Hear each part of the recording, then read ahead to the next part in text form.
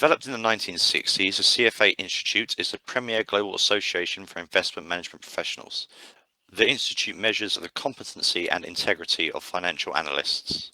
The CFA's main concern is regarding the high standards of ethics, promoting a model for measuring these standards globally.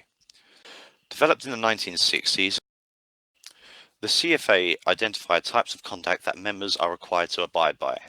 These are set out by the CFA Code of Ethics Standards of Professional Conduct. The types we will focus on include acting with integrity, completely and ethically, and placing the needs of the clients above personal ones, as these are most relevant to our chosen topic. We will also be focusing on how members must also take reasonable care, encourage professional behaviour and promote integrity to the global market. Maintaining professional competence and continuously improving this is another code set out by the CFA. We will also be focusing on how members must. Our chosen company is Tyco. Tyco was an international company that mainly operated in the United States, but before the accounting fraud, the company had registered huge profits for more than a decade, mainly through acquisitions of and financial manipulations. Our chosen company is Dennis Kowalski joined Tyco under Joseph Gaziano, who was the preceding CEO of Tyco. Kowalski started as an accountant before being appointed as the president of Greenell Fire Protection Systems. Kowalski began to mimic the excessive lifestyle shown by Gaziano, who misused company funds.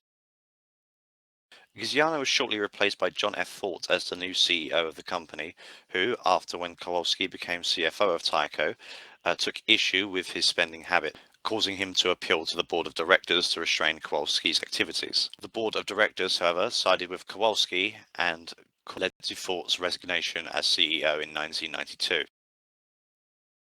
Kowalski then became CEO of Tyco, who, in his new position, continued his spree of spending, which he did without regard for employees or stakeholders, which cost Tyco millions in dollars in financial damage, as well as losing the trust of employees and other stakeholders.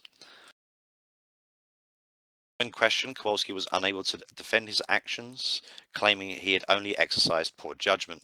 This, however, was not seen as the case. Moreover, Kowalski and other board members defrauded and misled investors by keeping stock prices artificially inflated, not contributing any persisting value to the organization. Business and financial markets thrive on trust. CFA defines these terms as transparent and open business practices as well as ethical business practices. Unethical behavior can be considered as any action that fails to rise to the acceptable standards of business practice.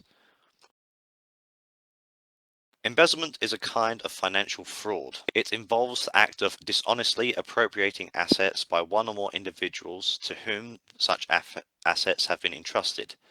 This act is a conflict of interest in the case study, as the leaders in Tyco International gave priority to self-interest rather than the interest of stakeholders and shareholders. The complication in Tyco's case involved people other than Kowalski. In a restructure of Tyco, Kowalski compromised the company's corporate and governance system in positioning close associates in prominent organizational ranks. The board member was even convinced to keep silent about illegal transactions benefiting Kowalski's wife in exchange for financial benefits. Executives then put pressure on lower-ranking employees without regard to legal outcomes. Due to his vast influence at higher levels, the CEO managed to keep his misconducts hidden from the stakeholders. Using this unethical practices, Tyco shareholders lost over $170 million. External auditing is the practice of testing and inspecting a company's financial accounts to ensure they present a true and fair representation of their financial position, in accordance with accounting standards and the governing board. This includes tests carried out on transactions and financial movements within the company. This practice would become unethical and illegal where an auditing firm failed to detect and identify areas where misconduct can be carried out, including fraud and money laundering. Alternatively, it could also be classified as unethical if the auditing firm failed to disclose this misconduct to authorities. Tyco's external auditors at the time of the scandal were PricewaterhouseCoopers. PwC failed to detect Kowalski's illegal transactions, perhaps due to a flaw in their testing. They did not disclose the 33 million bonus paid to the board despite investigators claiming they were aware of this misconduct. In 2007, PwC agreed to pay a $225 million to shareholders of Tyco International who invested in between December 1999 and June 2002 in an attempt to settle the dispute on their failed detection. The engagement partner at PwC was later banned from practice. PwC ceased being Tyco's auditors in 2003. Kowalski, for his misdeeds, sentenced to 25 years in prison for stealing millions of dollars in corporate assets. And after the release of the scandal, thousands of people lost their jobs due to the actions of one bad CEO.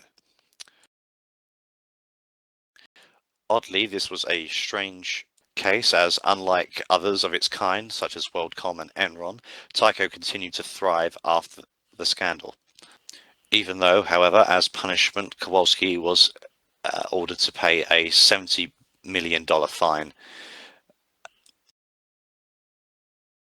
Tyco's organizational, ethical, and moral failures have resulted from the failures of the individual values of the leaders and the failures of poor corporate governance mechanisms. Tyco's struggle to regain its image with the public is likely to take years, understandable due to the level of betrayal. After overcoming the swarming effects of this scandal and once again being able to find confident investors, the top management must continue to elect change within its organization to ensure ethical behavior becomes a key component in Tyco's corporate culture. Another scandal like this would likely lead to people losing all faith in the business as a whole.